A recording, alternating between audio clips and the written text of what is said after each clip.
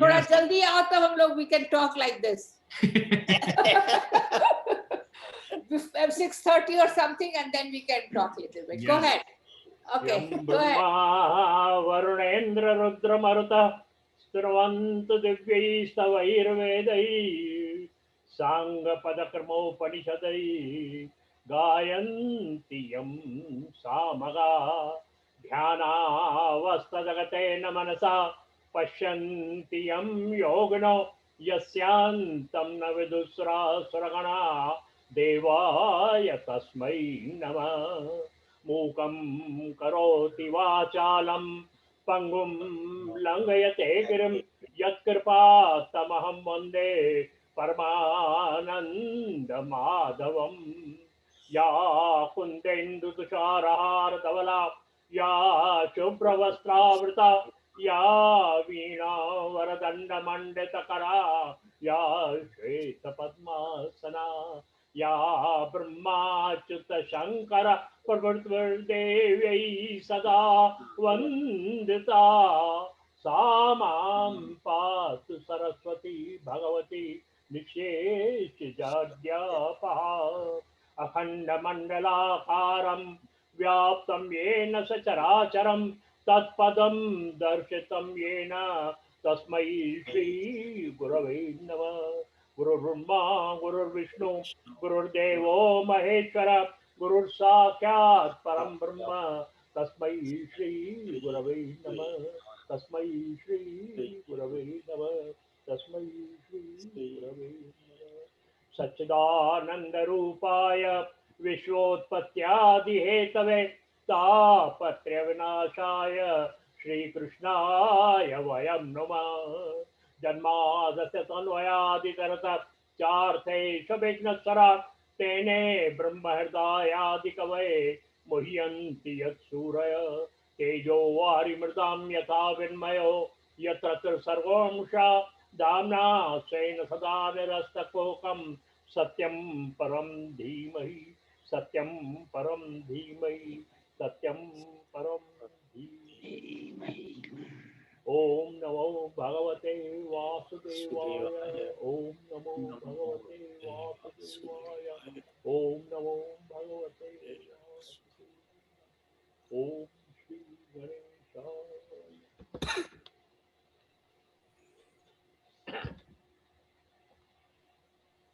व्यासोवाच इति ब्रुवाणं संस्तूय मुनीनां दीर्घसत्राणां वृद्धकुलपति स्तुतं बहुवृच शौनको ब्रवीत्।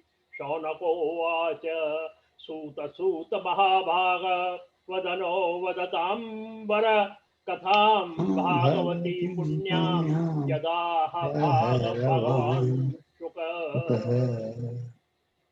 कस्मिन् युगे प्रवृत्तेयं स्थाने वा केन हेतुना कुतः संचोदितः कृष्ण कृतवान् संहितां मुनि श्रीकृष्णं शरणं मम। चतुर्थ अध्याय का 3 हम आगे जाएंगे और यहाँ पर केवल यही था कि अब एक दीर्घ काल तक चलने वाले यज्ञ की दीक्षा में शौनक आदि ऋषि जो है वो दीक्षा लेके बैठे और वहां पर सूत का आगमन हुआ और उनसे उन्होंने कहा कि सूत सूत महाभाग वदनो वदताम वर कथाम भागवती पुण्याम यदा भगवान शुक। जैसी भगवान शुकदेव ने ये भागवत की कथा कही है वो पुण्यमयी कथा जो है वो हमें बताइए। और वहां पर यह भी प्रश्न उन्होंने किया कि कस्मिन् युगे प्रवृत्तेयं स्थाने वा केन हेतुना, कौन से युग में यह कथा भगवान शुक ने राजा परीक्षित से बताई और कहां पर हुई और क्यों बताई, और किस प्रकार यह भागवत संहिता, यहाँ पर एक बहुत ही इंपॉर्टेंट स्टेटमेंट है। भागवत संहिता, संहिता कहते हैं बहुत करके, पुराणों को नहीं कहते हैं, वेद की संहिताएं होती हैं। वेद का जब विस्तार किया था तो उसे संहिताओं में विभाजित किया। यहाँ पर भी श्रीमद् भागवत को संहिता करके कहा गया है। तो यहाँ पर ये समझना चाहिए, ये सोचना चाहिए कि श्रीमद् भागवत भी वेदों के पैरेलल आ जाता है। जो वेदों का सार है वो पूरे भागवत में आता है, तो इस वजह से उसे भी संहिता कही गई है। और व्यास ने उसे भी, व्यास ने तो पुराण, सब पुराण भी लिखे हैं, उनको संहिता नहीं कही है। महाभारत को संहिता कही है कहीं कहीं, लेकिन यहाँ पर श्रीमद् भागवत को भी संहिता करके पुकारा गया है। अब हम क्या करेंगे, अब यहाँ पर मैं जो हूँ ये पहले स्कंध का की प्रदक्षिणा करूंगा। जैसे कल मैंने कहा था कि एक एक अध्याय, एक एक श्लोक लेना बहुत ही समय की बात है। कर सकते हैं लेकिन समय की बात है। और इसलिए यहां पर से मैं एक ये श्लोक पढ़ने के सिवाय मैं इंट्रोड्यूस करते जाऊंगा, जिसे हम प्रदक्षिणा कहेंगे। वो हम छोटे थे तो वार्धा का एग्जाम दे रहे थे, तो वहां पर एक पुस्तक थी, नाम था प्रदक्षिणा, और वो मैथिली शरण गुप्त जी की लिखी हुई थी प्रदक्षिणा, और नई नई पुस्तक आई थी। और उसमें हम सोचे ये प्रदक्षिणा है क्या, प्रदक्षिणा है क्या। उस समय हम तो स्टूडेंट थे, छोटे थे, I think I was in 7th grade और समथिंग। प्रदक्षिणा का कोई अर्थ समझ में नहीं आ रहा था हमें। जब तक हमने पुस्तक ली वो, और एक जिज्ञासा होती है ना कि पढ़े क्या लिखा हुआ है, प्रदक्षिणा क्या है। तो जब वो उसको देखा तो मैथिली शरण गुप्त जी ने पूरे रामायण को उस काव्य में काव्यबद्ध किया था। शायद आप में से किसने देखी भी नहीं, विशु तो देखी क्या? तो आपने नहीं। बहुत ही सुंदर पुस्तक थी वो प्रदक्षिणा, अभी भी है, अवेलेबल है। लेकिन प्रदक्षिणा का वहां पर बाद में हमें उसका जो अर्थ है वो समझ में आया कि जल्दी में से, शॉर्ट में से कुछ भी मिस न करते हुए सुन लेना, पढ़ लेना, उसको प्रदक्षिणा करते। और समंदर में भी प्रदक्षिणा होती है ना, तो उसे चार फेरे लगा दिए या 3 फेरे लगा दिए या तो हमको सब फल मिल गया। तो यहाँ पर भी हम पहले स्कंध का ही प्रदक्षिणा करेंगे, हमें पूरा फल मिल जाएगा। आपको बाद में समय मिले तो आप अपने लिए पढ़ते रहिएगा। तो ये प्रदक्षिणा कैसे होगी, तो अवतारों वगैरह की तो बात हो गई। अब व्यास जी के आश्रम में तो व्यास जी के आश्रम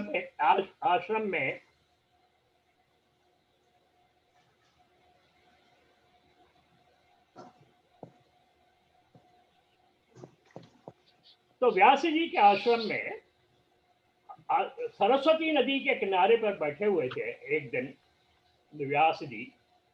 अब यहाँ पर एक इंपॉर्टेंट बात रहती है कि हर समय श्रीमद् भागवत में सरस्वती नदी के किनारे पर ही सब हुआ है। आप अगर देखेंगे तो। और आज से एक 15 बरस पहले सरस्वती नदी है ही नहीं ऐसा कहा जाता था, और उसको इमेजिनरी रिवर कहते थे।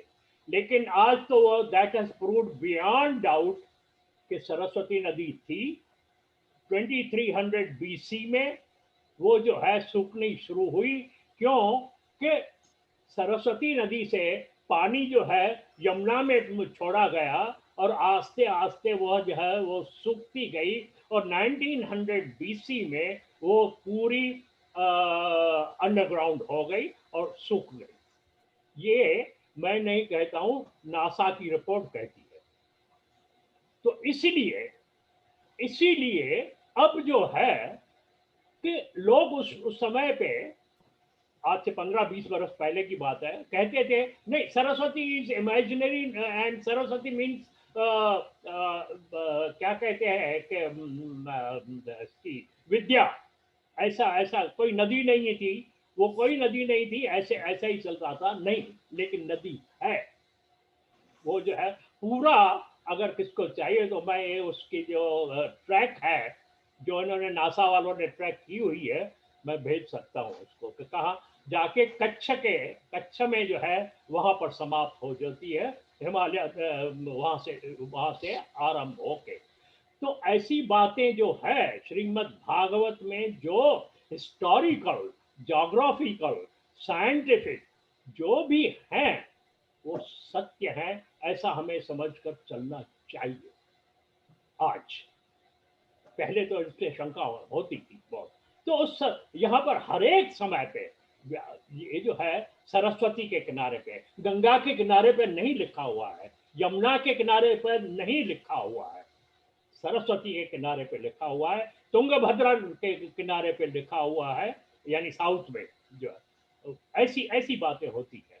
तो ये जो थी, तो हमारी जो सभ्यता है आजकल, पहले जो इंडस वैली सिंधु सभ्यता मानी जाती थी, आज उससे सिंधु सरस्वती सभ्यता के नाम से माना जाता है। ऐसी बात थी। वो पूरा जो है बहुत ही अच्छी सब्जेक्ट है ये। अब उसको यहाँ पर ही रखेंगे। और वहां पर तो, लेकिन ये मेरा कहने का मतलब, अभिप्राय ये है कि ये जो बातें हैं जो आज पुराणों में लिखी गई हैं, ये कोई ढकोसला नहीं है। आगे मैं आऊंगा कि कौन से देश कौन से थे, वो भी आएंगे। तो इसलिए सरस्वती के किनारे पे भगवान व्यास जो है बैठे हुए थे खिन्न मन से। वहां पर नारद आता है, पूछता है कि क्यों क्या मुनि, क्या बात है, क्या कैसी बात हो गई है, क्यों ऐसे हो, क्या कहे के लिए आप ऐसे खिन्न मन से बैठे हुए हो। तो उन्होंने सब बताया, जैसा मैंने लास्ट टाइम भी कहा था कि भाई इतनी रचना की है, मुझे संतोष नहीं है। तो उन्होंने उससे कहा कि देखिए आपने जो है अलग अलग विषयों पे, अलग अलग देवताओं पे लिखा है, किसी एक एक एक विषय, एक ही देवता परम ब्रह्म को रसमय लीलाओं से नहीं सजाया है, इसलिए आपको संतोष नहीं है। ऐसा करिए, क्यों कि जैसा कहा जाता है रसो वही सर, आनंद रस से आता है। रस जो है एम्पेरिकल फॉर्म है आनंद का, और उसमें से ही मिलते हमें रस की आनंद की प्राप्ति होती है, और वहां से परम ब्रह्म की प्राप्ति होती है। मैंने भी, नारद भी कहता है कि मैंने भी, मैं मेरे गए जन्म में, जो पूर्व जन्म में मैं भी एक दासी का पुत्र होके पैदा हुआ था। ब्राह्मण आते थे, वहां पर वो दासी काम करती थी, मैं वहां पर, वो मेरा जन्म हुआ। तो यहाँ पर ये भी और भी एक सोचने की बात है कि नारद को एक बार बताया गया है ब्रह्मा जी का मानस पुत्र, और फिर पुराणों में आता है कि यहाँ पर नारद की जन्म की कथा है श्रीमद् भागवत में। इससे यह सिद्ध होता है कि जैसा मैंने पहले कहा था कि व्यास, सूत, नारद, ये एक टाइटल्स है। ये टाइटल्स है, टाइटल होते रहते हैं और वो जो है टाइम टू टाइम वो जो है जन्म लेते रहते हैं, आते रहते हैं। जो उस तरीके से, जो उस प्रकार प्रचार करता है उसे नारद, व्यास, सूत आदि, वो अपना वशिष्ठ, ये जो है ऐसा कहते कहते रहते हैं। खैर, ये तो एक अलग डिस्कशन की सब्जेक्ट है, लेकिन ऐसा ऐसा होता है। वहां पर उन्होंने कहा कि मुझे वहां पर जब मेरी मेरी जो माँ दासी थी, ब्राह्मणों की सेवा करती थी, उन ब्राह्मणों से मुझे ज्ञान की प्राप्ति है, ज्ञान से भक्ति उपजी। वो भक्ति करते करते मुझे मुझे जो है वो इस अवस्था में मैं पहुंच गया हूं। इसलिए आप भी भक्ति को प्रधान रख के ऐसा कोई पुराण जो है वो आप निर्माण कीजिए। ऐसा ऐसा कह के नारद जो है वो चला जाता है। और वहां पर उसके बाद में उसमें व्यास जी फिर श्रीमद् भागवत की रचना रचना का आरंभ करते हैं। आरंभ उससे होता है कि जब अब महाभारत की जो लड़ाई थी वो समाप्त होती है। वहां पर समाप्त होने के बाद में वो दुर्योधन जो है वो पड़ा हुआ है, जांघें उसकी टूट गई हैं। और वहां पर अश्वत्थामा आता है। अश्वत्थामा आता है, उस अश्वत्थामा, कृपाचार्य, कृतवर्मा तीनों आते हैं अपने राजा को बहुत ही बुरी हाल अवस्था में देखते हैं। तो उन्हें बहुत ही, एक तो दया भी आती है और क्रोध भी आता है, स्पेशली अश्वत्थामा को। अश्वत्थामा ने कहा कि वहां पर दुर्योधन से कहता है कि मैं इस पृथ्वी पांडव विहीन पृथ्वी करूंगा। वहां पर वो संकल्प लेता है। और रात रात के समय में वो जो जो शिविर थी वहां पर वो जाता है, अपनी खड़क लेके जाता है। और वहां पर तो एक टेंट था, एक जो शिविर था, वहां पर जाके 5 भाई सोए हुए थे, उनको तलवार से खत्म कर देता है, बाहर आ जाता है। लेकिन वो जो थे वो उसने समझा था कि ये पांडव थे, 5 पांडव थे और उनको मैं समाप्त करके आया हूं। लेकिन वो पांडव तो नहीं थे, लेकिन द्रौपदी के 5 पुत्र थे। उस समय वो जो शिविर थी जो पांडवों की थी, उसमें से भगवान कृष्ण ने पांडवों को निकाल के अपनी शिविर में जाके सुला दिया था। द्रौपदी के 5 पुत्र जो है वहां पर समाप्त हो जाते हैं। और उसके बाद में जब दुर्योधन को यह वृतांत मालूम होता है तो बहुत दुखी होता है। कहता है ये क्या किया तूने, हमारा कुल जो है वो समाप्त कर दिया। आखिर में दुर्योधन भी वैसा वैसा तो कौरव कुल उनका कजिन था ना, भाई था ना। कुल अब जो है कोई कुल में नहीं रहा। उनके उसके 100 के 100 सब सब समाप्त हो गए। और पांडव जो है, अभी जो है पांडव 5 हैं, सही बात है। लेकिन उनके तो अब उनका भी जो बेटा था अभिमन्यु, वो भी लड़ाई में काम में आ गया। और कहता है ये क्या किया तुमने। दुख होता है उसे, लेकिन हो गया। उसके बाद में फिर भगवान द्रौपदी के विलाप होते हैं। और तो जब मालूम पड़ता है कि अश्वत्थामा ने ये किया है, तो अर्जुन को लेके भगवान श्री कृष्ण उसके पीछे जाते हैं, उसको पकड़ के लेके आते हैं, उनको सजा मिलती है। लेकिन वहां पर उनको अब गुरुपुत्र है द्रौपदी, तो उसको बांध के लेके आते हैं। और भीम कहता है इसे खत्म कर, इसे मार देना चाहिए। लेकिन तो भगवान कृष्ण कहते हैं ये गुरु पुत्र है और अश्वत्थामा चिरंजीव है, तो आप नहीं मार सकते। तो लेकिन द्रौपदी, भीम कहता है कि इसकी सजा तो देनी चाहिए, और सजा देनी चाहिए, इसको शिक्षा तो देनी चाहिए, भले वो ब्राह्मण है, गुरुपुत्र है। तो भीम कहता है कि मैं द्रौपदी के ऊपर छोड़ देता हूं, द्रौपदी इसकी जो सजा है वो डिसाइड करे।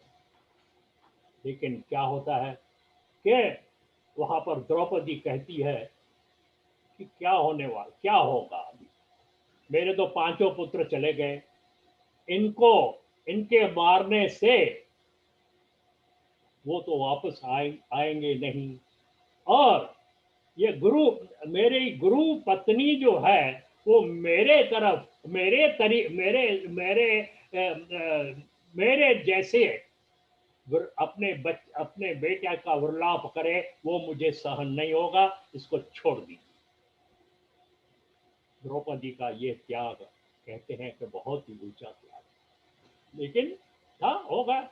उसके बाद में फिर क्या होता है कि उसको जो है वो सजा देते, उसकी मणि जो थी अश्वत्थामा के यहाँ पर ब्रह्मरंध्र में एक मणि थी, तो भगवान ने यह कहा कि भाई इसको शिक्षा को देनी चाहिए, इसके सर में से वो जो मणि है, जो तेज वाली है, वो हम निकाल लेते हैं और इसका सर भद्र करा देते हैं, इससे ज्यादा सजा ब्राह्मण को देनी नहीं चाहिए।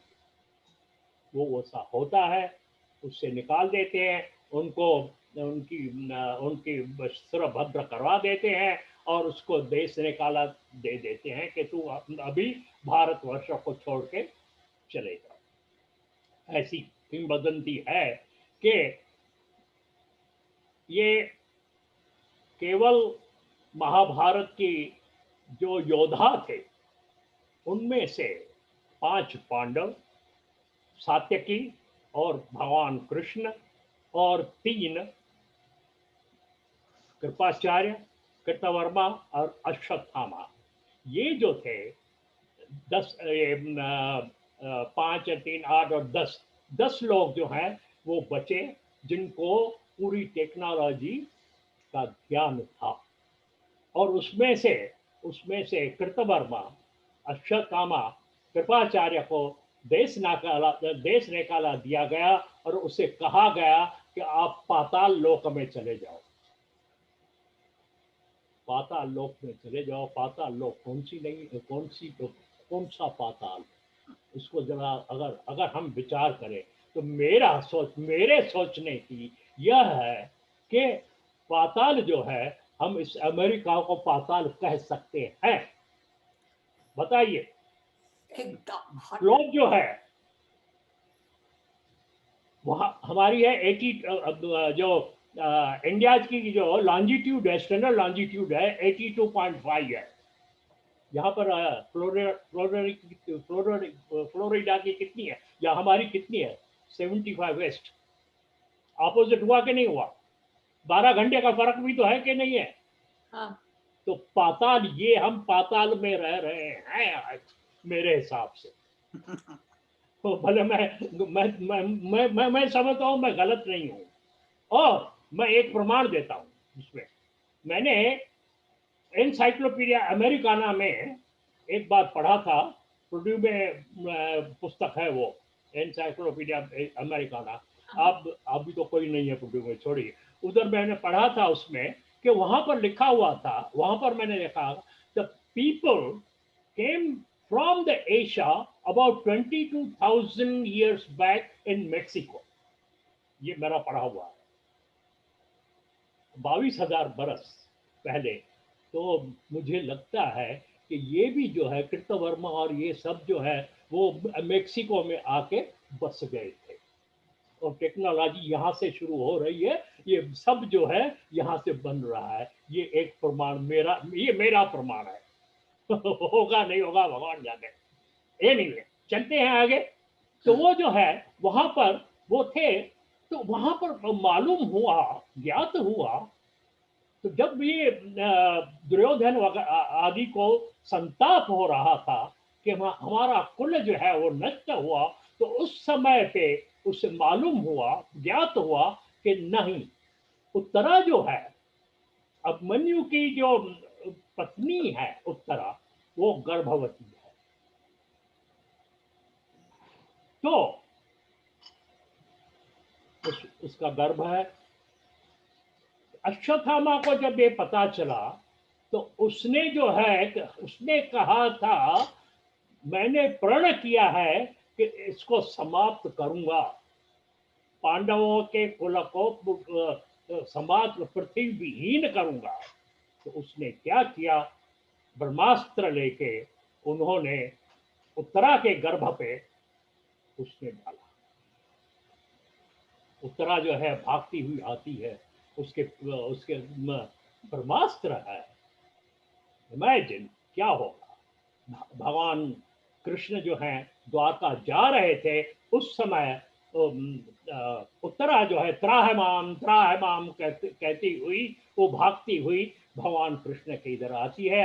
वहां पर कुंती जो है भगवान कृष्ण को आराध्य स्तुति करती है। उसी समय, वही समय पे कुंती जो है भगवान को परम ब्रह्म कह के पुकारती है। अब तक भगवान कृष्ण को परम ब्रह्म नहीं कहा था उसने, वो तो उसकी बुआ थी ना।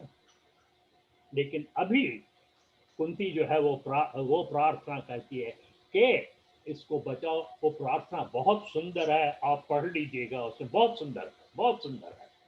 तो एनीवे, वहां पर वो होता है।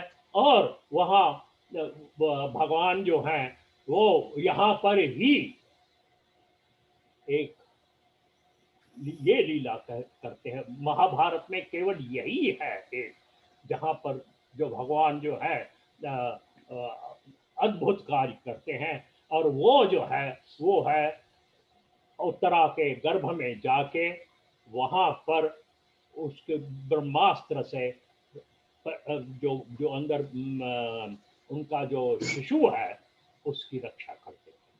और वही शिशु जो है, वही शिशु जो है वो आगे चल के उत्तरा के गर्भ से जन्म लेता है। और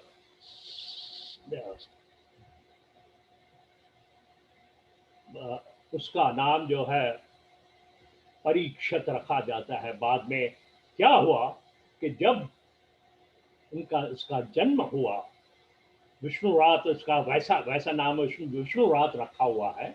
लेकिन पहले जब ये बाहर जब इसका जन्म हुआ तो वो देख रहा है, देख रहा है, देख रहा है, देखा इधर उधर देख रहा है, लेकिन उसको कुछ सांत्वना नहीं मिल रही है। तो युधिष्ठिर पूछता है ब्राह्मणों से कि ये ऐसा क्यों देख रहा है, क्या क्या देखना चाहता है बच्चा, शिशु क्या है। हर हर समय जो है इधर उधर देख रहा है। तो वो कहते हैं कि राजा, इसने गर्भ के अंदर जिसका दर्शन किया है उसको ये ढूंढ रहा है। परम इच्छति इति परीक्षता, परम इच्छति, दूसरे पर, जो पर है, जो परम ब्रह्म है, जिसको देखा है उसने, उसको ये ढूंढ रहा है। इसका नाम इसका परीक्षित, वैसा उसका विष्णुवात नाम था। इसी वजह से वो होता है। और उसके बाद में वो भगवान परीक्षित जो है बड़ा होता है और उसकी जन्म कुंडली वगैरह के हैं, बात बहुत सुंदर आख्यान है। उसके आगे बढ़ते हैं। तो अब क्या होता है, भगवान जो है उनका अंतर ध्यान होने का समय आ जाता है। और वह प्रभास क्षेत्र में अब उन्होंने देखा कि ये जो यादव जो है, जो 12वें स्कंद में ये कथा आती है, आप पढ़ लीजिएगा उस पर, बहुत सुंदर कथा है। प्रभास क्षेत्र में जो है वो भगवान जो है अब यादवों की अपने कुल का जो है वो संहार करते हुए, क्यों कि क्या देखा उन्होंने, देखा कि अब ये जो यादव जो हैं ये उदंड हो जाएंगे। क्यों कि इनके ऊपर कंट्रोल करने वाला तो कोई नहीं रहेगा, मैं भी चला जाऊंगा। तो ये जो है कौन सी गारंटी है कि ये जो है वो ठीक अपना बहुत ही अच्छे, अब इनमें हैं कोई कोई अच्छे हैं लेकिन उदंड हो जाएंगे ये, तो इनको भी, इनका भी सफाया करके जाना चाहिए। यह जब दिया प्रभास क्षेत्र में ले गए और वहां पर उन्होंने उनको बारूनी पिला के, नशे में चूर करके, आपस में लड़ा के, वो अपने पूरे कुटुंब को, अपने पूरे कुल का संहार करवा दिया। भगवान ने पूरी सफाई कर दी कि अब जो है, पहले तो बैलेंस ऑफ पावर था, कौरव भी थे पांडव भी थे, दूसरे भी थे, सब बैलेंस था। अब बैलेंस नहीं रहेगा, इसलिए सब पूरी टेक्नोलॉजी को, पूरी इसको समाप्त कर दिया। और उसी समय पे महाभारत से, हमारे यहाँ से पूरी जो टेक्नोलॉजी थी वो खत्म हो गई। फिर से हम लोगों ने बैलगाड़ियों में चलना शुरू किया। उसका पर्पज यही था कि समाज जो है बिगड़ गई थी, समाज की दुर्दशा हो रही थी, उससे जो है भगवान ने सफाया कर दिया। यही एक बात थी। आगे चलते हैं। उसके बाद में भगवान के अंदर ध्यान होने से और अर्जुन आया था, तो यादव जो समाप्त हो गए, उनमें से उनके कोई बच्चे और उनकी जो स्त्रियां थी, विधवा स्त्रियां जो थी वो बच गई थी। अब वो जो है उनको लेके अर्जुन जो है वो प्रभास क्षेत्र से हस्तिनापुर लेके जा रहा था। वहां पर उनको सेटल, द्वारका में छोड़ते हुए या सेटल करने के लिए, तो वहां पर भील जो थे, जो आदिवासी जो थे, वो आए, उन्होंने इनके ऊपर आक्रमण किया। अर्जुन के, भगवान के सुधारने के बाद में अर्जुन का गांडीव जो है वो चल नहीं पा रहा था। क्यों? मन विक्षिप्त हो गया अर्जुन। भीलों से भी अर्जुन जो है वो अपना डिफीट पा लिया, उनसे भी वो पराजित हो गया। और ये औरतों को और इनको ये जो लोग थे वो उठा के लेके गए। किसी किसी अभ्यासकों का ये बात है, ऐसी बात, ऐसी धारणा है, स्पेशली मेरे जो टीचर थे पंडित कृष्णचंद्र जैत्रे, अभ्यासक, बहुत बड़े अभ्यासक थे। उन्होंने अपना प्रेसिडेंट ऑफ इंडिया से उनको अवार्ड भी मिला हुआ था। उनका कहना था कि ये यादव जो हैं, उन्होंने प्रूव किया है, एक आर्टिकल लिखा हुआ है, यही यादव जो है वो इसराइल के तरफ चले गए और आज के जो इसराइली हैं वो यादव की संतान है। उनका प्रूव किया हुआ। एक बात क्या है, हमारी विषय नहीं है, अब आज की विषय नहीं है। वैसे तो विषय है लेकिन आज की विषय नहीं है, ऐसा। चलिए, तो वो जो है, तो ऐसी हालत अर्जुन की हो गई जब वो आता है, युधिष्ठिर के पास आता है, युधिष्ठिर को अपशकुन होते हैं, वो युधिष्ठिर के पास आता है और सब पूरी जो है वो वार्ता कहता है कि ऐसा ऐसा हो गया। तो अब युधिष्ठिर भी कहता है कि बस अब भगवान सिधार गए, माना कि कलयुग का आगमन हो गया। तो हम लोगों को भी अभी चलना चाहिए। और उस समय पे विदुर आदि तो आगे ही चले गए थे, धृतराष्ट्र और गांधारी सब चले गए थे। अब जो है युधिष्ठिर जो है वो अपने पांचों भाइयों और द्रौपदी के साथ में स्वर्गारोहण, यह एक बहुत ही सुंदर चैप्टर है महाभारत का। महाभारत का कंक्लूजन जो है वहां पर बहुत ही सुंदर कथा है वो वहां पर लिखी हुई। लेकिन हम थोड़ा सा मैं बताऊंगा, आगे चलूंगा मैं आगे। तो वहां पर जो है वो निकलते हैं और राजा परीक्षित को राज देकर उनको राजगद्दी पर बिठा के युधिष्ठिर जो है वो पांचों भाई, द्रौपदी और चलते हैं आगे। आगे आते हैं, चलते चलते वो जो है उससे पहले तो भीष्म के साथ में भी इनका होता है, भीष्म का भी महाप्रयाण होता है, वो भी शांति पर्व में बहुत सुंदर है। और उसके बाद में ये जो है निकलते हैं वहां पर। और तो क्या होता है, नहीं मैं सोच रहा हूँ कि वो पांडवों का स्वर्गारोहण अच्छा 5 मिनट में कर देते हैं, बता देते हैं कैसा उनका होता है। तो पांचों भाई वो हिमालय में, उत्तराखंड में, वो केदारनाथ के आगे जाते हैं। जब आगे जाते हैं, केदारनाथ से आगे जाते हैं, केदारनाथ में वो वो जो केदारनाथ का जो श्राइन है, वो कहते हैं कि पांडवों की बनाई हुई है। कैसे है मालूम नहीं है, लेकिन कहते हैं, ऐसी ऐसी वदंती है। वो वहां से जब आगे जाते हैं तो आस्ते आस्ते बर्फ चढ़ते जाते हैं और पर्वतारोहण करते जाते हैं। तो पहले पहले जो है आ, अब क्या है, वहां से आगे युधिष्ठिर, उसके पीछे भीम, उसके पीछे अर्जुन, उसके पीछे नकुल, उसके पीछे सहदेव और उसके पीछे द्रौपदी। ऐसा ये लाइन में चलते जाते हैं। चलते चलते चलते अब कोई युधिष्ठिर तो पीछे देखता ही नहीं, सबको कहता कि पीछे मत देखो। आज भी यह प्रथा है, जब हम वहां पर चढ़ते हैं तो वो जो घोड़े वाले हैं वो हमको कहते रहते हैं पीछे मत देखो, पीछे मत देखो, पीछे मत देखो। आज भी ये एक ट्रेडिशन है वहां पर, पीछे मत देखो। पीछे मत देखो मीन्स पीछे बहुत नीचे गहरी खाई रहती है, घोड़े पे बैठे हुए तो उसको देखना एक भयानक चित्र होता है। एक तो एक वो बात है, और दूसरी क्या है कि पीछे आप जो छोड़ के आए हो उसके तरफ अब मत देखो, ये बात भी।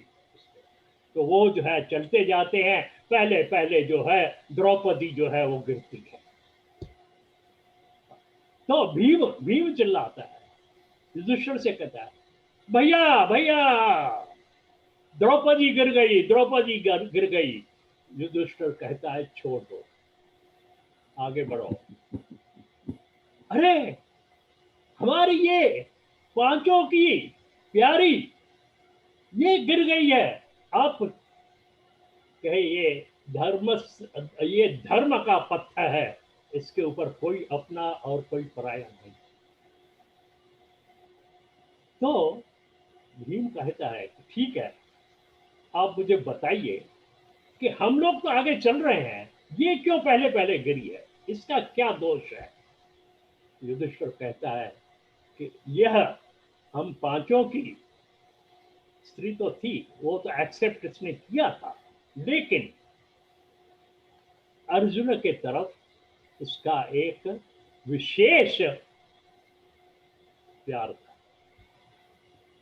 भले वो हम सबके साथ पतिव्रता थी, लेकिन वो जो दोष है, इस वजह से ये इधर गिर रही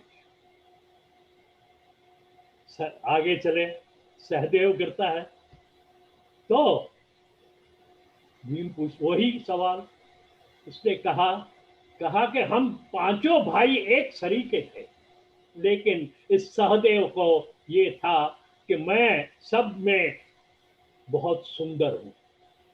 और वैसा था भी, ऐसा नहीं कि नहीं था, था। सब में सुंदर जो है वो सहदेव थे, और उसको उसका जो है गर्व रहता था। इस वजह से वो हमसे बिछड़ रहा है, अपने को हमसे अलग मानता था, इसलिए अलग हो रहा है। आगे आता है नकुल। नकुल को जो है अपनी चालाकियों पर, अपनी प्रखर बुद्धि पर बहुत ही अभिमान था, उस वजह से वो गिरता है।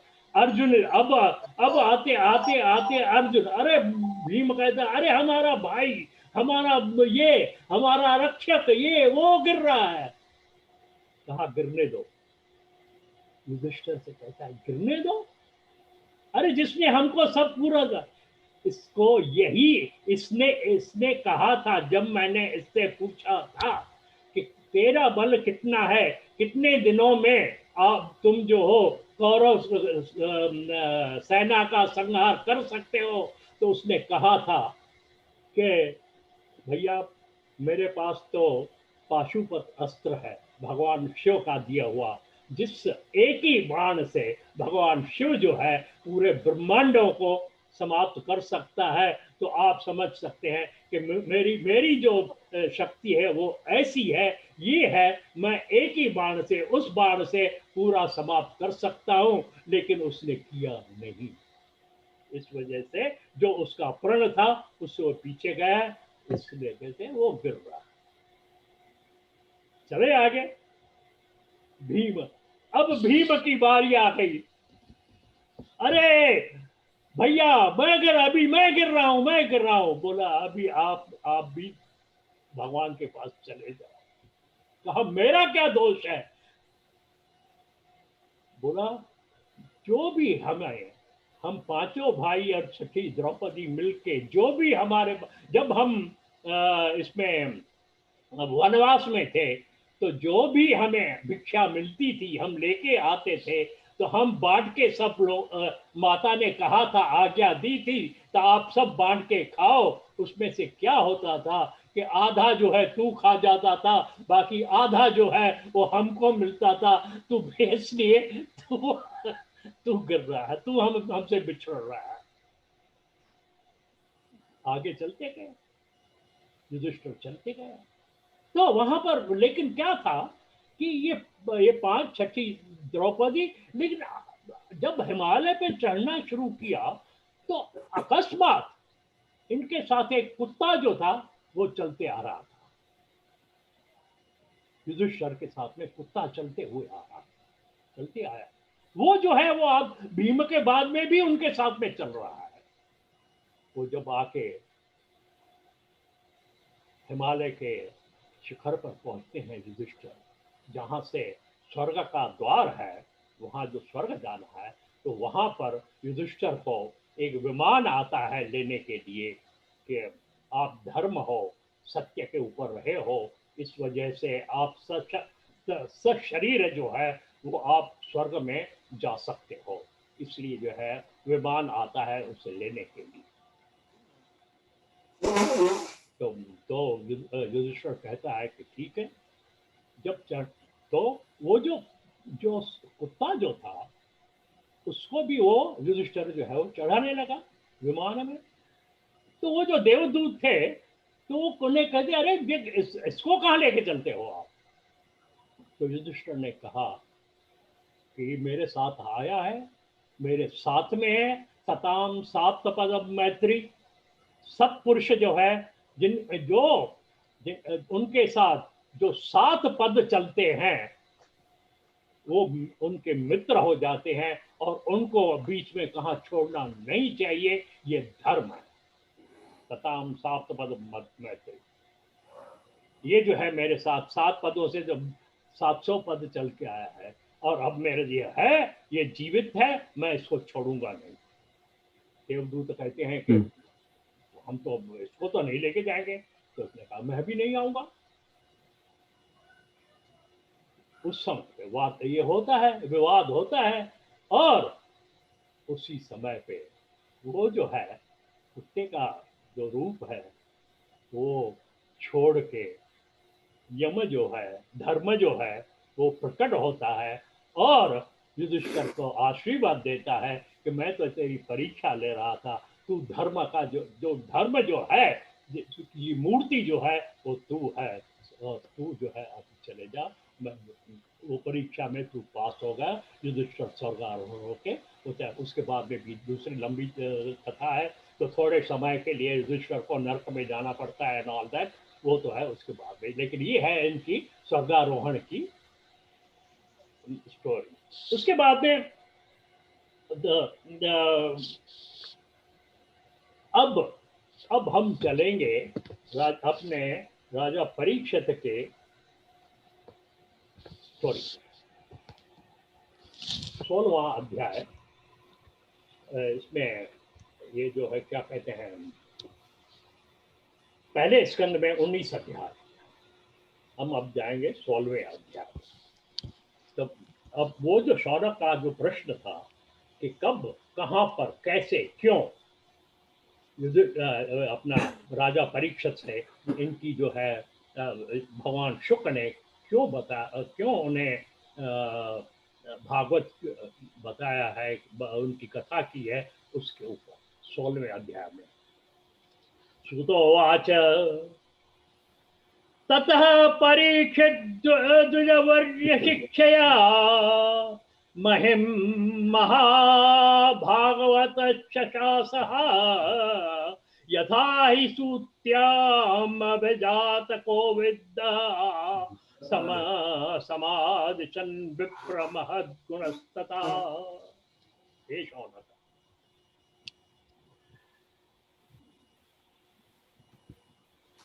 और ये कहते हैं कि जो परीक्षित थे वो उत्तम उत्तम ब्राह्मणों से, उत्तम उत्तम विद्वानों से, उनकी बशरवा से, और अपने वह स्वयं तो भगवान कृष्ण के परम भक्त थे, क्योंकि जिन्होंने दर्शन किया तो उस परम ब्रह्म का, उसके तो मालूम था ना कि भगवान कृष्ण ही कौन है, उनके तो परम भक्त थे। और उस उसकी वो तो उसका स्वभाव था। और इस पृथ्वी का धर्म पूर्वक भगवान अपना परीक्षित करते रहे, शासन करते रहे। और उन्होंने, परीक्षित ने उत्तरस्य तनयामुपेयः इरावतीं जन्मेजयादिं चतुरस्तस्योत्पादयत् सुतान्। उसने अपने मामा उत्तर के बेटी इरावती से विवाह किया, उसमें से राजा परीक्षित को 4 जन्मेजय आदि 4 पुत्र हुए। उसके बाद में उसमें आजहारा शुभेदां स्त्रीन् गंगायां भूरि दक्षिणान् शारद्वतं गुरुं कृत्वा देवा यत्राखि गोचरा। उनके गुरु थे कृपाचार्य। अब कृपाचार्य यहाँ पर ये देखना कि वो कृपाचार्य नहीं, ये उनके पुत्र कृपाचार्य। तो यहाँ पर ऐसा ही लिखा कृपा यत्र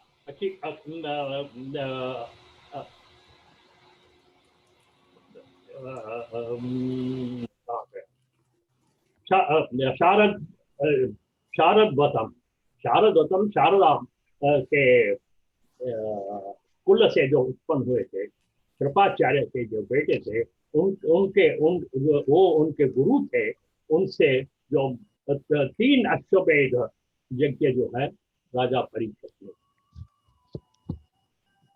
और वहां पर एक बार क्या हुआ, निज ग्राहो जसा वीर कलम दिग्विजय क्वचित निर्पलिंग धरम शूद्रम हिंदम गोमिथनम पदा।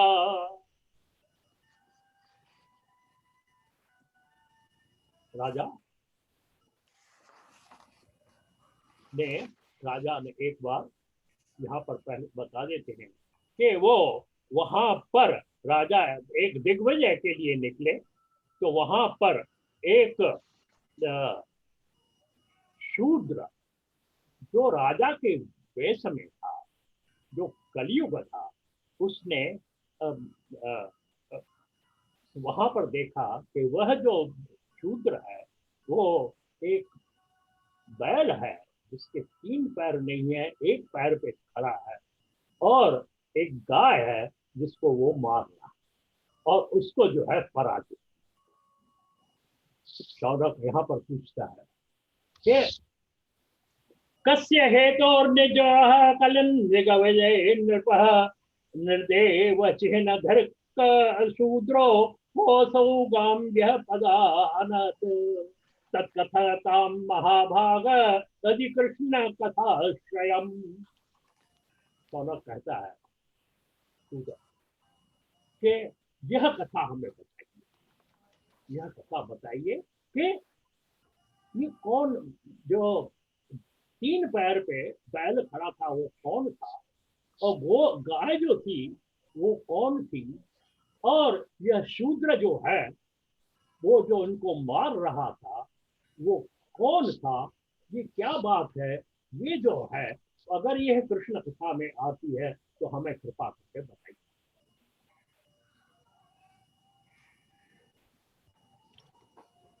और अथवास्य पदाम्बोज करन्दिल्लां सताम कि मैंने रसदा रसदालापैरायुच्य यद सभ्यय। इस भगवान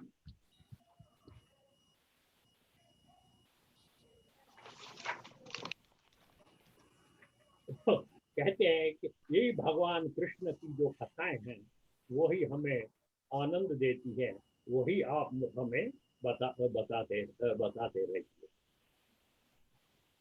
अब हम आगे चलते हैं। I am going to number 10। सुतोवाच यदा परीक्ष कुरुजाङ्गल्ये अवसन् कलिं प्रविष्टं निज चक्रवर्तते निशम्य वार्ता मरति प्रियां तत शरासनं संयोग चौंडिराधदे। राजा परीक्षित ने सुना एक बार कि कुरु जंगल जो रीजन है, कुरु जंगल कहते हैं कि आज के हरियाणा और दिल्ली से के बाहर हरियाणा के तरफ जो वो जो हिस्सा है उसको कुरु जंगल कहते हैं उन दिनों में। उन्होंने सुना कि वहां पर कलयुग आके रहा है, बसा।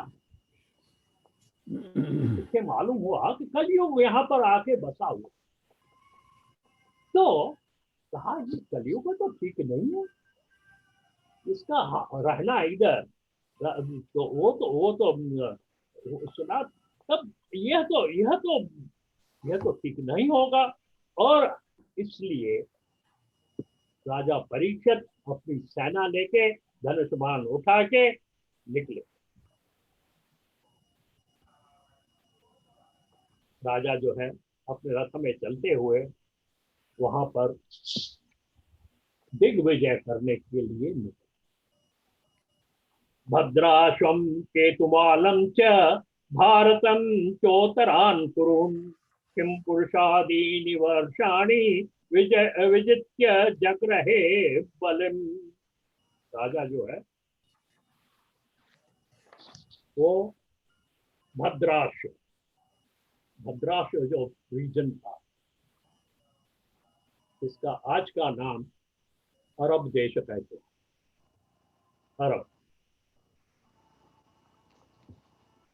अरब देश में उसको जीतते हुए पहले वहां पर उसको जीता। उसके बाद में केतुमाल कहते हैं तुर्किस्तान को। आज का जो तुर्किस्तान है उसको केतुमाल कहा जाता है। अगर देखना है तो कॉप्टे की डिक्शनरी है संस्कृत वाली, उसमें जो है वो नाम दिए गए हैं। वहां पर केतुमाल को तुर्कमेनिस्तान बताया। तो अब वो आप मुझसे मत पूछिएगा कि आप कैसे कहते हो, मैं नहीं कह रहा।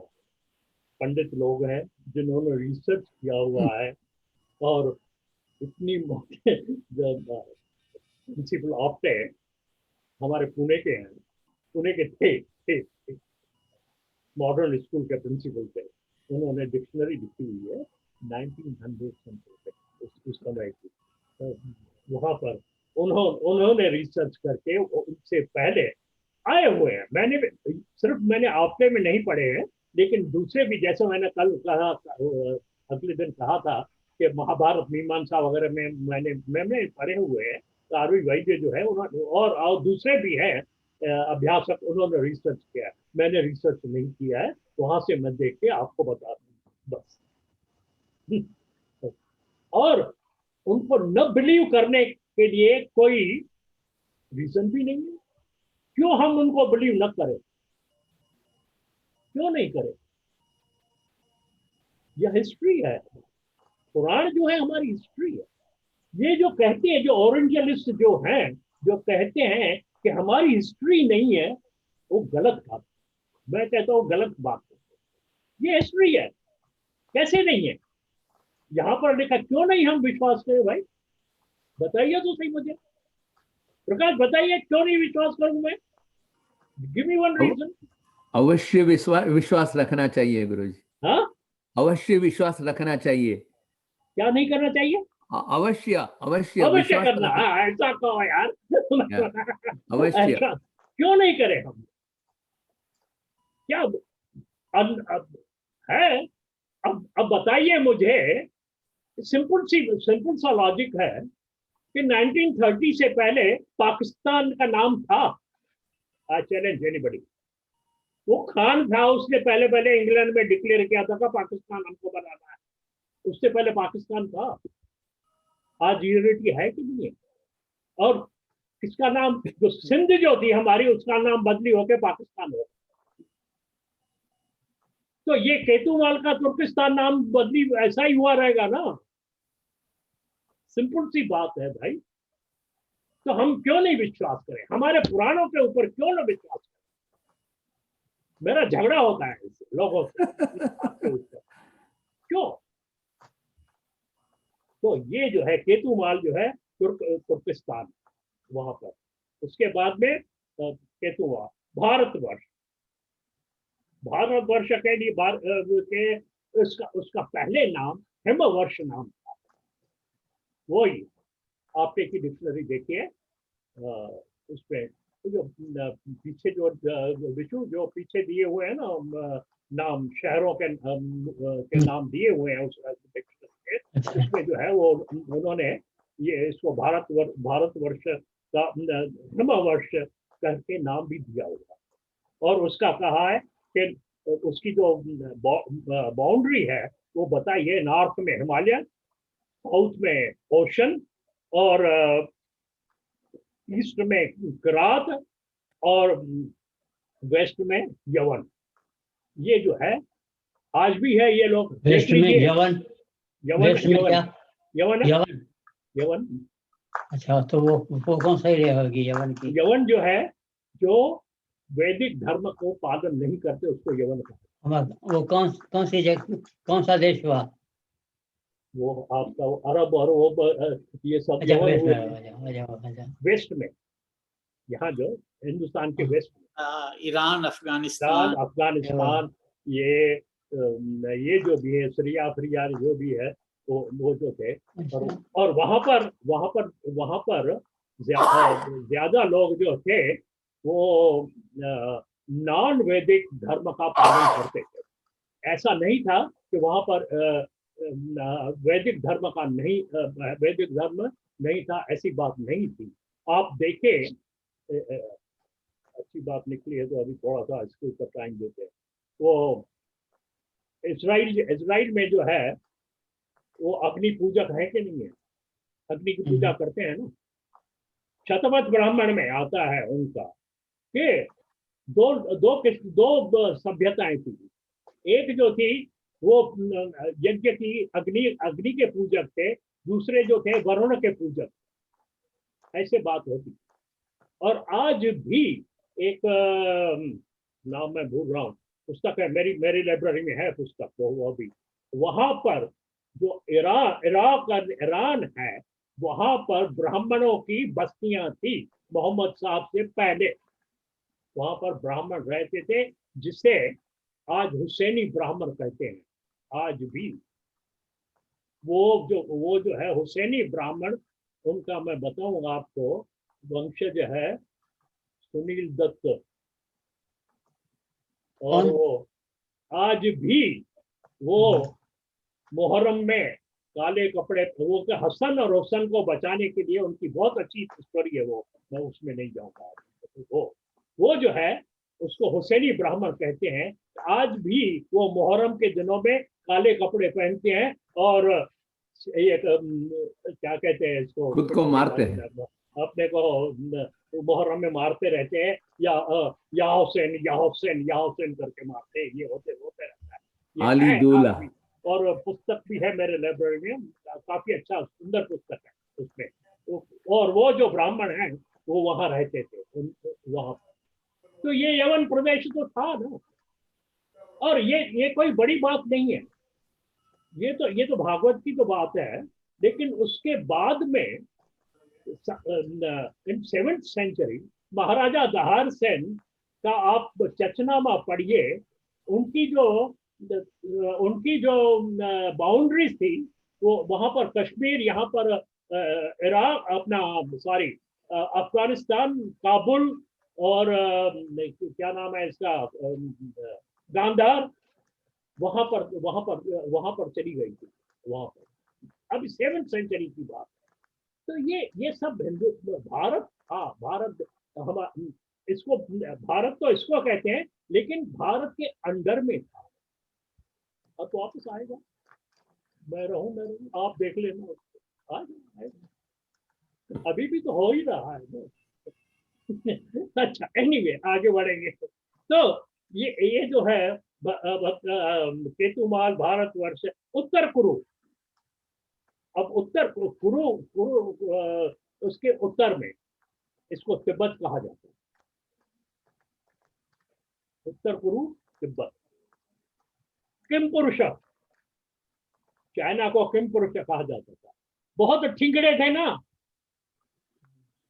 बहुत छोटे थे ना, किम पुरुष उसको उनको कहा जाती। वहां पर सबको जीतते हुए ये जो थे अपना राजा परीक्षित, वो आगे चलते आए महाराज पर अपने। और जहां पर भी महाराजा परीक्षित जाते थे, हाँ एक और भी है, सरस्वती और दृश्यवती जो नदी थी, उनके बीच में जो हिस्सा था उसको ब्रह्मावर्त कहा जाता, ब्रह्मावर्त उसको कहा जाता था। मनुस्मृति में यह बात आती है। वो मैंने एक बार नोट, आज सुबह को ही नोट कर लिया मैंने कि है वो, याद आया मुझे। तो सरस्वती और दृश्यवती नदियों के बीच में ये जो है उसके ब्रह्मावर्त कहते हैं भारत को। तो भारत के भी नाम बहुत ही थे। जैसे जैसे उनकी जो सीमाएं बढ़ती रहती थी, छोटी होती से ऐसे होता रहता था। पहले अजनाब कहा जाता था, उसके बाद में हेमवर्ष नाम दिया। भारतवर्ष, भारत जो है वो उसमें दो स्टोरीज हैं जिससे नाम पड़ा है। एक तो भारत जो है, भारत दुष्यंत के बेटे भारत, दुष्यंत और शकुंतला के बेटे भारत, एक तो वहां से नाम हो सकता है। दूसरा भरत जो थे, जड़ भरत, उसके नाम से भी भरत नाम आया हुआ है, उससे हुआ। तो इस प्रकार जो है वो जहां पर भी, लेकिन एक बात ये थी कि जहां पर भी राजा परीक्षित जाते थे, वहां पर अपने पूर्वजों की, भगवान कृष्ण की जो स्मृतियां थी, जो उनकी जो सराहनाएं थी, उनका जो यश था, वो सुनते सुनते बहुत आनंद होते थे। और नेचुरल है, अभी पूर्वजों की कीर्ति सुनना ऐसा नहीं है, इसको आनंद नहीं आएगा। आज हम भी थोड़ा सा सुन देते हैं। अभी भी देखिए, थोड़ा सा हमने ये कहा कि महाराजा दहार सेन जो है वो ऐसे थे, वो हमारे पूर्वज थे, सारस्वत ब्राह्मण थे वो, और तो हमें खुशी होने लगी। और उस दिन तो दिलीप ने ब्राह्मणों को इतनी लिस्ट भेज दी। ऐसा है। नहीं, चलते हैं। उसके बाद में रोज सुनते सुनते सुनते आनंदित होते होते राजा परीक्षित जो आता, एक जगह आते, वहां पर धर्म पदैकेन, 18 नंबर 18, धर्म पदैकेन चरन् नृषाम्याम्बलभ्यकाम् पृच्छति स्म श्रोवदनम् विवत्साम्य मातरम। राजा एक जगह पर पहुंच जाते, वहां पर खड़े कुछ देखते, एक आश्चर्यजनक बात देखते। क्या देखते हैं?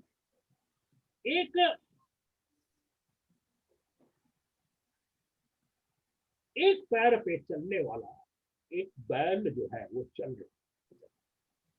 बैल के 4 पैर होते हैं, लेकिन इसके एक बहुत ही कठिन आगे आस्ते आस्ते खड़ा है, चल। और वो जो है एक गाय खड़ी हुई है, जो जो जो जिसके मुख से आंसू बह रहे हैं, उससे वो जो है बात कर रहा है। राजा जो है दूर रह के उनको देख रहा है, सुन रहा है। वो क्या करता, वो बैल क्या करता? कचित भद्रेणात्मनस्ते विछायासि म्लाते सन्मुखेन आलक्ष्ये भवति मारतिं दूरे बंधुं शोचसी कांचनाम्ब। हे अम्ब, हे भद्रे, हे कल्याणी, क्या तू ठीक तो है? आंसू जो बह रहे हैं उसके मुख से। तो यह पूछता है कि कल्याणी, हे भद्रे, क्यों? गौ जो है बैल की तो माता होती, तो क्या तुम्हारा कुशल तो है? तुम कुछ मुरझाए हुए अपने मुख से तुम कांतिहीन प्रतीत क्यों हो रही?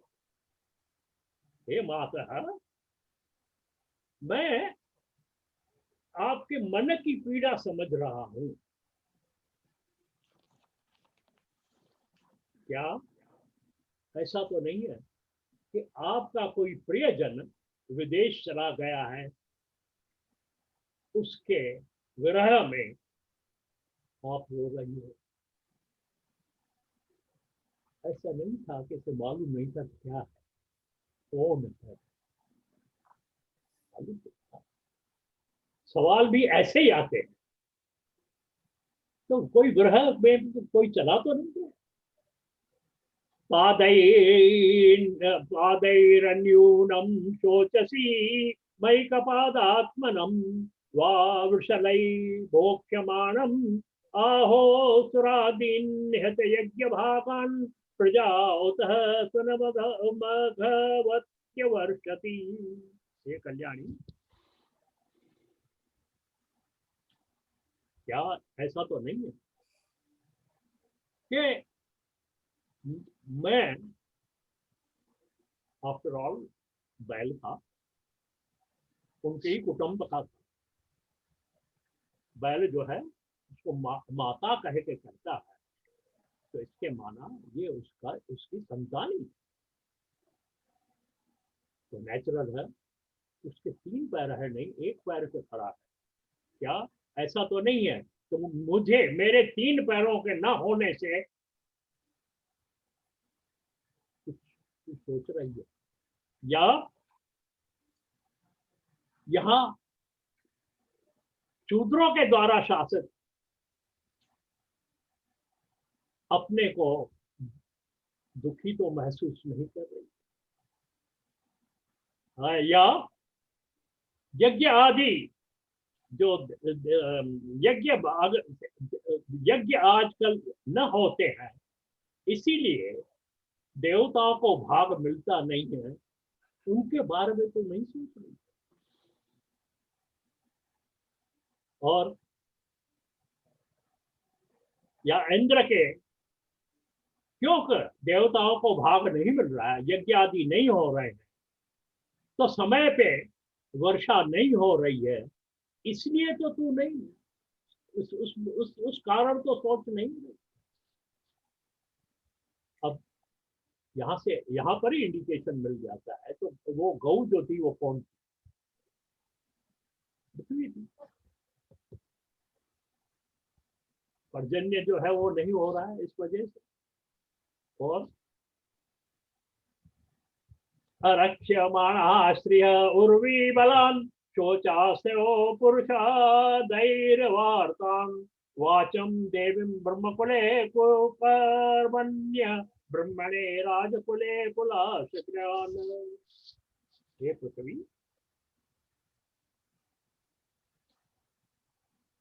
ऐसा तो नहीं है कि तू भी स्त्री है और आजकल इस यहाँ पर स्त्रियों की रक्षा, स्त्रियां जो असुरक्षित हैं राक्षसों के द्वारा, उनके विषय में या उनके बालक जो है वो दुखी है उनके विषय में, और जो ब्राह्मण कुल हैं, जो इंटेलेक्चुअल लोग हैं जिनकी अवहेलना हो रही है, जो दुखी हो रहे हैं, या ब्राह्मणों के की ऑपोजिशन बढ़ गई है, इनके विषय में तो सोच कर तो दुखी तो नहीं हो। या क्या किम छत्रबंधुन कलनोपस्कान् राष्ट्रणीता तैरवो पितानि इतस्तो वासन पावस स्नाव्यायो न मुख कलेवरम। क्या कलयुग में से अब राजा जो है वो अधम हो गए, वो कामोलोलुप्त हो गए, ये ग्रीडी हो गए। उनके कारण राष्ट्र के राष्ट्र नष्ट हो रहे, समाज के समाज नष्ट हो रहे हैं। उनके कारण तो दुखी नहीं है। अथवा यहां वहां पर जो वेशभूषा है वो एक खंडित हो गई है। जो वेशभूषा अपने को ढकने के लिए हम कपड़े पहनते थे, जो वेशभूषा करते थे, वो ऑन द कॉन्ट्ररी आज ऐसी वेशभूषा हो गई है जो हम अपने शरीर को दिखावे के पहनते है कि नहीं है। वो जो है वो जो ढकना था वो तो भूल गए हैं। ऑन द कॉन्ट्ररी ये भी कैसा हमें दिखाएं, कैसी काम वासना जागृत करें। आज के मुझे गुस्सा आता है, आज के जो ये फैशन डिजाइनर्स हैं, सो कॉल्ड फैशन डिजाइनर्स, ऐसी डिजाइन्स बनाते हैं, है कि नहीं है। मैं झूठ तो नहीं बोल रहा हूँ। आज भी ये श्रीमद् भागवत में जो लिखा हुआ है वो सत्य हो रहा है कि नहीं हो रहा है। राजा ऐसे हो रहे हैं कि नहीं हो रहे हैं। समाज की ये कर रहे, डिवाइड कर रहे हैं कि नहीं कर रहे। आज देखिए उधर के अपने इलेक्शन हो रही है आपके बिहार में, सुनिए दोस्तों, देखिए सही क्या हो रहा है। आज मैं जब पढ़ता हूँ यहाँ पर तो क्या भागवत साहब ने लिखा हुआ ये। इसके बाद में अथवा हे माता, हे पृथ्वी, क्या ऐसा तो नहीं है कि आपके भार उतारने के लिए जो भगवान के चरण आपके ऊपर आके टिके थे वो अब नहीं रहे हैं, वो अंतर ध्यान हो गए हैं, उसका दुख तो तुझे नहीं है। ओके, हे रत्न धारण करने वाली पृथ्वी, तू अपनी इस तेरी मानसिक जो अवस्था, जो मानसिक व्यथा है, उसका क्या कारण है वो मुझे बताओ, जिससे तुम दुर्बल हो। हे माता, बलशालियों से भी अधिक बलशाली काल के द्वारा ये कलयुग तो आया है, काल के द्वारा है, और वो तो देवताओं से भी पूजित होता है। ये तो काल है, समय का है। कोई कोई किसने इसको पैदा नहीं किया, ये तो आया है, काल है, काल के समय के कारण ये आया हुआ है। तो ऐसा तो नहीं तेरा सौभाग्य वो लेके जा। यहाँ पर वो पृथ्वी जो है सुंदर, मैं एक एक श्लोक पढ़ रहा हूँ इसलिए क्योंकि बहुत सुंदर है, बहुत सुंदर है। और जब पढ़ते हैं तो आज थोड़ा सा इमेजिन करिए कि आज की वस्तु स्थिति ऐसी है कि एकदम so sir. एक एक शब्द, एक एक जब मैं पढ़ता हूँ, क्या क्या देखा है हम, क्या, और हमने भी वही देखा, वो कृत युग भी देखा था, आज का कलयुग भी देख रहे हैं। ओके, धरणिवाच भवानि वेद तत्सर्वं जन्मां धर्मानुपृच्छसि चतुर्भर वर्तसे येन पादैर्लोक सुखावहै। अरे हे धर्मराज, आप मुझसे पूछ रहे हो, कमाल है, हम मुझसे पूछ रहे हो, आप तो सब कुछ जानते हो, तो मैं कौन हूँ, क्या है क्या नहीं है, आप कौन है, आपकी क्या हालत है।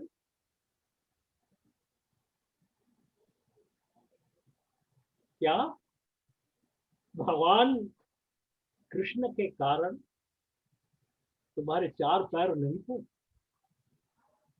अब वो छूट गए, वो चले गए हैं, तो मुझसे मेरे दुख का कारण पूछ रहे हो, और खुद अपना स्वयं दुख का वो कहा गया। तब सत्यम शौचम दया क्षांति त्याग संतोष आर्जवम क्षमो दमस्तपः साम्यम तितिक्षो परिश्रुतम, ये सब जो गुण थे भगवान कृष्ण के अंदर और भी आएंगे, और वो जब भगवान इधर थे तो मानो ये सब गुण उनके उनके उनसे आधारित होके यहाँ थे, उनको आधार बना के वहां पर यहाँ पर सब रहते। अब जैसे देखे अपनी बिल्डिंग जो है उसके आधार कॉलम्स रहते हैं ना, उनके ऊपर खड़े, अब वो कॉलम्स निकल गए जाएंगे तो आधार जो निकल जाएगा तो ये गुण निकल जाएगा। ये धरणी का, पृथ्वी का ये कहना है कि ये जो गुण थे, सत्य, पवित्रता, शौच, पवित्रता, दया, क्षमा, त्याग, संतोष, सरलता, शांति, संयम, तपस्या, समता, सहनशीलता, अनासक्ति, शास्त्रों का ज्ञान, ये सब तो भगवान श्री कृष्ण में थे ना, है बरोबर। अब ये भगवान श्री कृष्ण में थे वो तो अलग बात होगी। अगर हम थोड़ा सोचे कि इनका अंश मात्र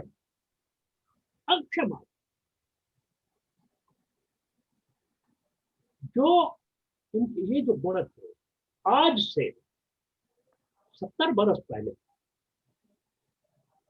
सोचे कितने थे और आज कितने, उनकी जो क्वांटिटी जो है, क्वांटिफाई करिए उसको।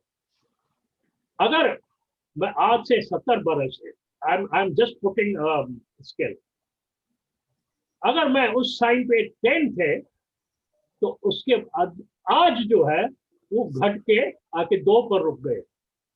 I'm just giving you example. ऐसे हो 10 पर, ये तो मेरे meaning it's not 10 and 12 and all that type of thing। लेकिन अगर ये हम देखते हैं, देखिए सत्य जो है पहले क्या इस तरीके से सत्य चलता था कि अरे आजकल राजा जो है, जो शासक है, वो कहते एक है, करते दूसरा है, सोचते तीसरा है।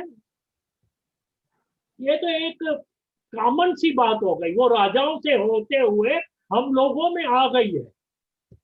अगर हम बात बात में जो है वो असत्य, और जब पकड़े जाते हैं तो अरे नहीं नहीं यार, मैं तो बंडल मार रहा था, मेरा मेरा ये कोई अभिप्राय नहीं था, मेरा ऐसा कहने का कोई मतलब नहीं था, मेरा मतलब वो था। अरे वो था तो ऐसा क्यों नहीं था?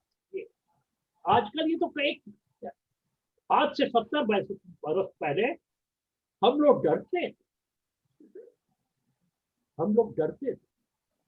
कॉलेज में भी हम पढ़ते थे। अब हमको खुद, आपको भी एक्सपीरियंस रहेगा कि जब हम अपने पेरेंट्स के सामने जाते थे तो ऐसा नहीं कि जिस तरीके से आज के, नहीं नहीं नहीं, नहीं, हम डरते थे झूठ बोलने में। झूठ बोलते भी थे, ऐसा नहीं कि हम एकदम सत्यवादी हरिश्चंद्र थे, ऐसी बात तो नहीं थी हम लोगों में। लेकिन कुछ तो रहता था, सब पवित्रता में भी। अरे सुबह सुबह उठो, नहा के जाते थे हम लोग। और आज क्या होता है? आज तो सुबह को नहाना होता ही नहीं है, रात को नहाना होता है। क्यों? कि रात को नहाते हैं तो नींद अच्छी आती है। क्या बात है! हम लोग जो है कहते हैं कि नहीं कहते हैं, यहाँ पर तो ये कॉमन बात है। तो देखिए कितनी कुंठित आ गई, कितनी इसमें डिग्री जो है वो कम हो गई। सुबह को हम दतुन कहते थे, बैठ के बाहर दांत में वो नीम का और वो जो करते थे ना। आज तो वो पेस्ट हो गई, आज वो तो पेस्ट भी निकल, वो तो टूथपेस्ट भी खत्म हो गई। आज तो वो च्युइंगम लेके सुबह को डाल के चले, मुंह भी नहीं धोते हैं। होता है कि नहीं होता है? शकुंतला जी बोलिए। एकदम। क्या करें इसको, ये कलयुग। एनीवे, तो इस प्रकार इसके बाद ज्ञानम ऐश्वर्यम शौचम तेजो बलम स्मृति स्वातंत्र्यम कौशलम धैर्यम मार्दव में ज्ञान वो क्षीण हो गया। ज्ञान जो है, जो हम पाते हैं, जो पढ़ते हैं, जो ज्ञान जो पाते हैं, उदर भरण के। अरे क्यों कंप्यूटर इंजीनियरिंग क्यों पढ़ रहा है? उसमें पैसा ज्यादा, उसमें रुचि है, हमें कुछ सीखना है, हमें कुछ डेवलप करना है, हमें ज्ञान प्राप्त करके उसको विज्ञानी करना है। वो नहीं है नहीं है। क्यों पढ़ते हो तुम? पैसा ज्ञान। तो वैराग्य की तो बात ही छोड़ी। वैराग्य क्या होता है? जिनको वैरागी होना चाहिए जो है, वो तो बड़े बड़े मठ बना के 5 स्टार तीर्थों पे, क्या कहूं मैं। वैराग्य, प्रभुता जो रक्षा के लिए रखा जाता था, स्वामित्व जो रखा जाता था, वो आज जो है अपना स्वार्थ सिद्ध करने के लिए अपने हाथ में जो है वो रख दे। हमें बस जनता की आशीर्वाद चाहिए। जनता हमें आशीर्वाद देगी, 270 सीट से हम जीत जाएंगे। जनता आशीर्वाद देगी, हो गया, आशीर्वाद मिल गई। कहाँ जनता गई, कहाँ आशीर्वाद गई, हम तो चले होते।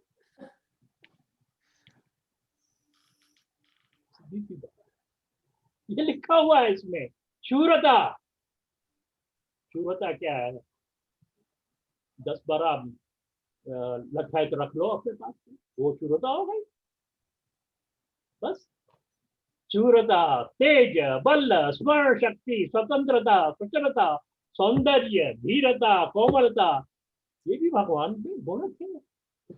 वो अभी भगवान के अंतर ध्यान हो गए तो ये गुण में अंतर ध्यान। प्रागलभ्यम पुरुषः शीलम सह ओजो बलम भग गांभीर्यम स्थये मास्तिक्यम कीर्तिमानो हंकृति। निर्भीकता,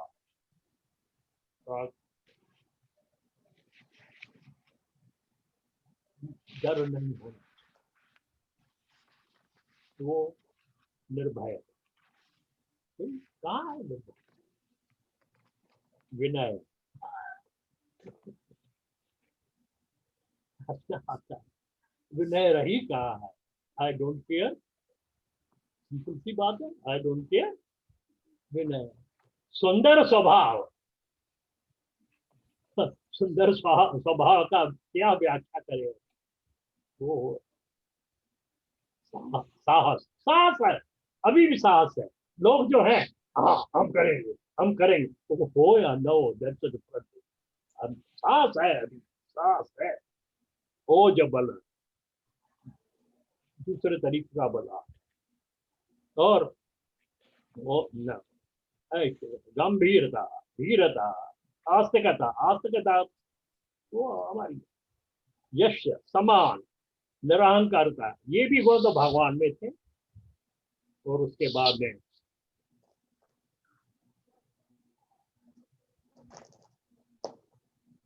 और भी जो गुण थे, जिससे जो है वो सब, वो जो सब थे, वो भगवान जो है कभी भी उनसे बिछुड़ते नहीं।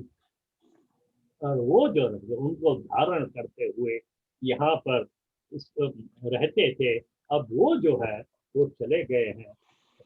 तो अब क्या कहेंगे उसको? उसके लिए आगे कहती है, इस समय गुणों के आश्रय तथा सौंदर्य के धाम उन भगवान श्री कृष्ण से वियुक्त लोक को पापी कलियुग ने प्रभाव देकर मैं शोक कर धरणी का आत्मनम चानुशोचामि भवन्तं चामरोत्तमं देवान् पितॄन् ऋषीन् साधून् सर्वान् वर्णान् तथाश्रमान्।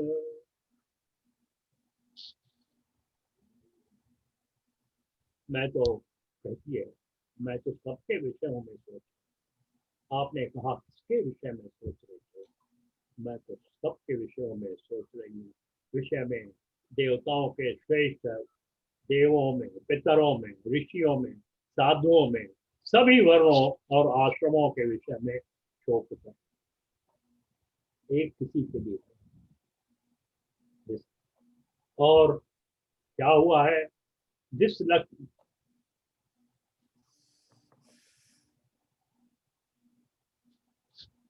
अब वो क्या हुआ है, जिस लक्ष्मी को प्राप्त करने के लिए यह जो है आजकल जो हमारे पास आ गई है, उसे अलक्ष्मी कहते हैं। इसमें क्या कहते हैं, श्री सूक्त में लक्ष्मी भी आती है, अलक्ष्मी भी आती है, अलक्ष्मी भी होती है। तो वो जो लक्ष्मी को प्राप्त करने के लिए जो ब्रह्मादि देवता सब, पूरा ब्रह्मांड उनकी तपस्या करते थे, तो क्या हुआ है, वो यहाँ पर जो कमल वन है, यहाँ पर जो रहती थी, इस धरा पर जो रहती थी, जब भगवान रहते थे, वो यहाँ से उठ कर जाके अपना निवास स्थान भगवान के चरणों के आगे जाके उसने किया है। वह जो है भगवान के चरणों को पकड़कर अभी बैठ गए। और वहां पर वही करते हैं। और मैं जो हूं और वो जो चरण है, मुझे छोड़कर चले।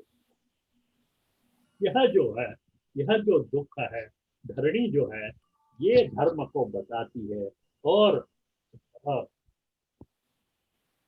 आगे और क्या कहती है वो हम कल अच्युतं केशवं रामनारायणं कृष्णदामोदरं वासुदेवं हरं श्रीधरं माधवं गोपिका वल्लभं जानकी नायकं श्रीरामचन्द्रं भजे।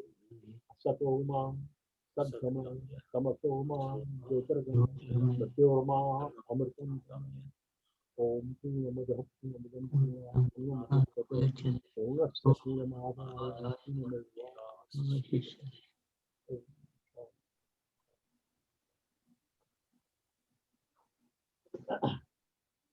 यह थोड़ा सा लंबा है, लेकिन प्रसंग जो है बहुत सुंदर है, अच्छा प्रसंग, बहुत सुंदर है। रीजन जो है वो कैसा है, और कलयुग का बाकी थोड़ा सा ही था, मैं ये अध्याय पूरा कर देता, लेकिन ये जो है कल जो है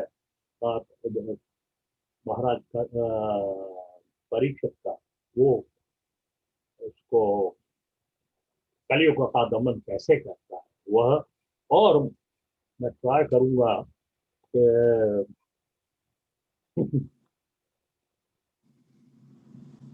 कैसे उनको श्राप कैसे मिलता है राजा परीक्षित, कल टाइम मिल जाए।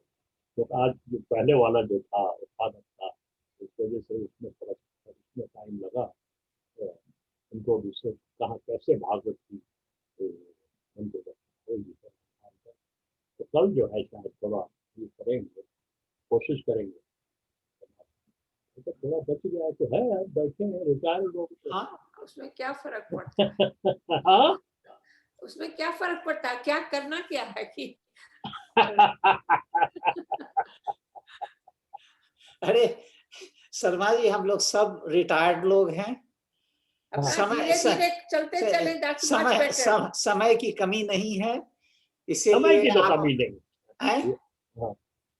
इसीलिए आप धीरे धीरे जैसे चलते हैं, जितना आसानी से आप कर सकते हैं, जस्ट करते रहिए।